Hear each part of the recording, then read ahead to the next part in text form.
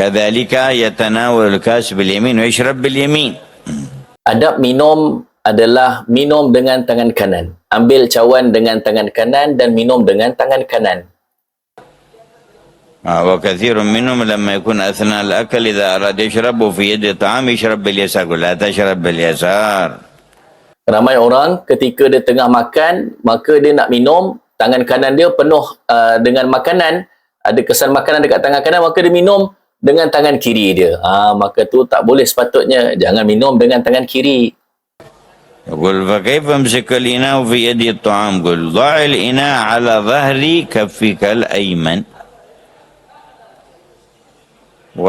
وحامي عليه باليسرى أن لا يسقط، ولكن الحمل باليد اليمنى، تحمل الكاس باليد اليمنى وتشرب هكذا ولا تتناول باليسرى فذلك مكروه. قال إن الشيطان يأكل ويشرب بشماله، ولكن يقول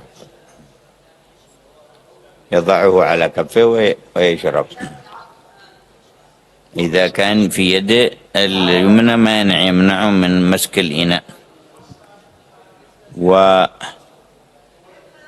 فيشرب باليمين وكما يأكل باليمين. Ada orang kata macam mana nak minum dengan tangan kanan? Tengah makan, tangan ni ada makanan, ada kesan-kesan. Nanti kalau pegang cawan kotor, macam mana nak minum dengan tangan kanan?